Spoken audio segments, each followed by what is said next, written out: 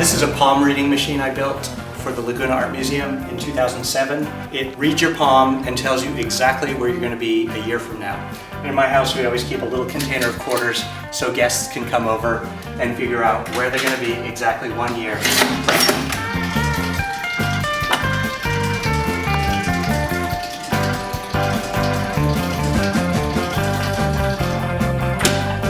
Apparently, I'm going to be in the Army a year from now. This is a Wheel of Fortune. It tells you what your ultimate destination will be.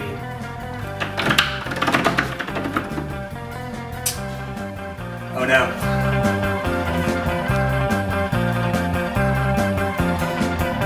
I have a lot of tikis and Polynesian carvings. This started back when I was about 21. Started going to tropical bars, drinking Mai Tais.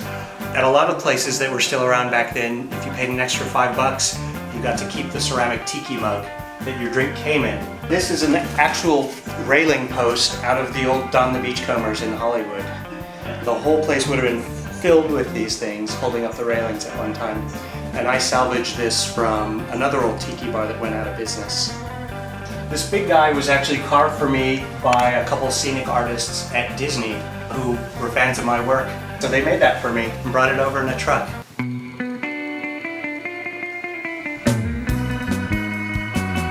This painting is part of my upcoming show in New York.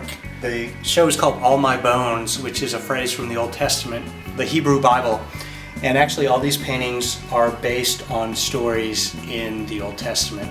I'm not a particularly religious person, but I do know that a lot of our culture is sort of informed by that. And if you actually read the Old Testament, a lot of the stories are really complex and morally confusing. For example, this is the story of David and the coat of many colors. Joseph was Jacob's son, and Jacob wanted a wife. He saw this good-looking girl, went to her father. Her father said, "You can marry her if you work for me for 7 years for free." So Jacob went and worked for 7 years, and then at the end of it, the father said, "No, you can't marry her. You can marry her fat, ugly older sister."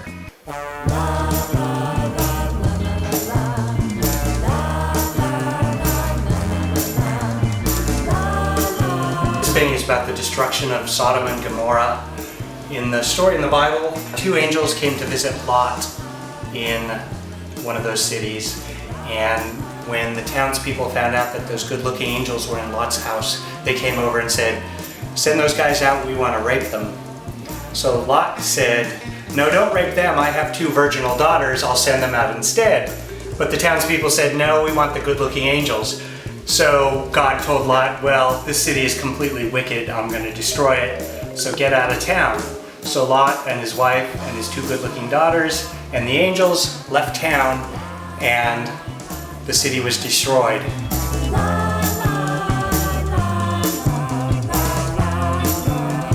This painting is based on the story of Daniel in the lion's den.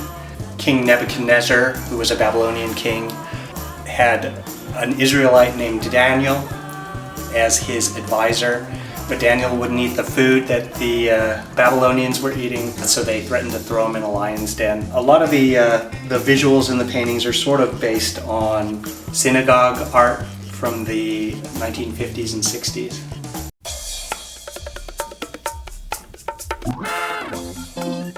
This painting is based on the story of David and Bathsheba from the Old Testament. David, the king of Israel, was looking out the window at his palace, saw a good-looking woman taking a bath on a rooftop, thought, "Wow, I gotta have her, who is she?"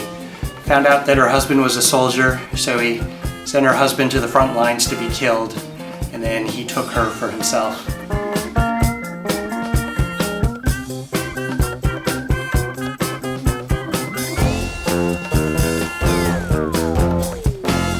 This is part of my collection of ceramic tiki mugs. I've actually got a lot more than this, but I ran out of space, so the rest of them are in boxes. I started collecting these in the mid-1980s and continued collecting up through the early 2000s, and then I decided I probably had enough mugs and stopped collecting. I did do things like spending my honeymoon driving up the coast of California, stopping at tropical bars and collecting mugs from them. Here's one I got on my honeymoon in 1991 from the Tonga Room in San Francisco. probably one of the most valuable and rare mugs is this guy right here. It's from the Hawaiian Room in Manhattan, probably early 1960s. What makes him unusual is the way he's hand painted. They've painted bloodshot eyes and little nipples on him. This is actually a contemporary ceramic by an artist named Matt Kazi, and he did a picture of Greg Escalante on it. Greg is one of the co-founders of Juxtapose magazine. He also owns Copro Gallery in Santa Monica, and it's got his little catchphrase on it, "Yes, my friend." If you call him and he answers the phone, he always says, "Yes, my friend." And look at that incredible likeness. This is a ceramic bank. It's Billy Shire, who founded Wacko and La Luz de Jesus Gallery and the Soap Plant. He was probably the most important gallerist in sort of this lowbrow pop surrealist movement.